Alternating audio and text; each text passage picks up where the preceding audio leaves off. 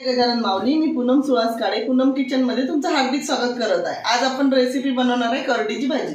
चला तर मग रेसिपीला सुरुवात करूया।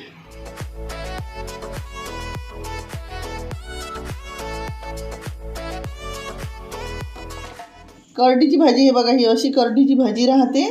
हे कुठं पण मार्केटमध्ये आपल्याला उपलब्ध होऊ शकते। हे बघा, हे पानं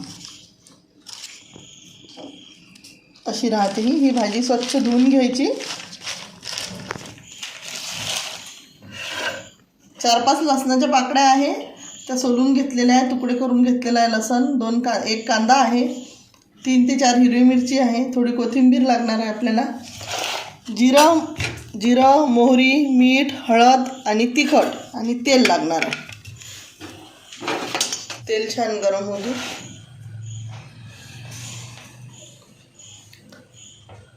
तेल मस्त गरम झालेलं आहे आपलं। आधी मोहरी टाकून घेऊ। मोहरी तळतळू द्यायची। जिरं टाकून घेऊ। त्याच्यानंतर लसणाचे तुकडे टाकून घेऊ। थोडे लसणाचे तुकडे फ्राय होऊ देऊ आपण।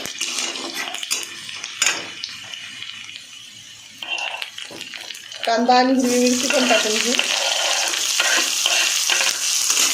आता हे मस्त फ्राय होऊ द्यायचं, पूर्ण आपल्याला परतू द्यायचं। पण छान बारीक चिरून घेतलेली आहे, मस्त अशी बारीक कापून घ्यायची। कोथिंबीर घेतलेली आहे थोडी कापून। आता हे पण छान फ्राय झालेलं आहे आपलं। कांदा, लसूण, हिरवी मिरची, थोडं चवीपुरतं तिखट टाकायचं। भाजी काही जास्त नाही आहे, त्याच्यामुळे अर्धा चम्मच तिखट, अर्धा चम्मचच मीठ घ्यायचं।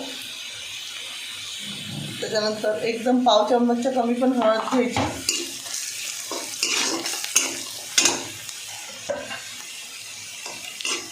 तिखट आणि ते छान तेलामध्ये होऊ द्यायचं। भाजी टाकून द्यायची, कोथिंबीर पण टाकून द्यायची।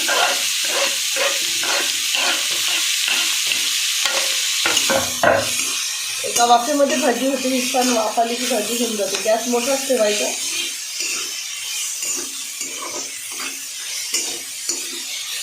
लगेच नरम होऊन जाते भाजी, खायला पण खूप टेस्टी लागते भाजी।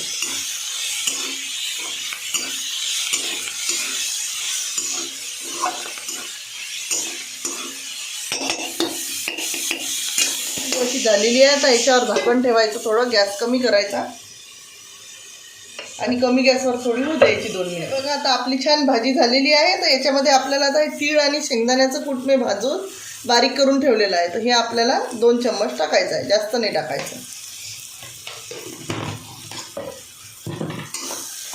हे आता आपलं मस्त 2 चम्मच टाकलेलं आहे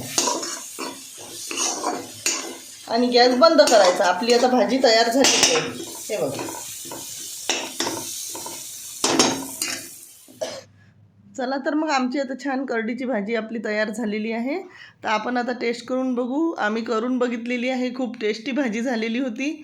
आणि तुम्हाला जर माझी भाजी आवडली असेल, करडीची भाजीची रेसिपी, तर माझ्या चॅनलला लाईक करा, शेअर करा आणि सबस्क्राईब करायला विसरू नका। सबस्क्राईब केल्यानंतर बाजूने जे बेल आयकॉनचं बटन राहते ते दाबायलाही विसरू नका। थोडा व्हिडिओ आमच्या चॅनल स्किप झाला होता, म्हणून उभा व्हिडिओ आलेला आहे, सॉरी।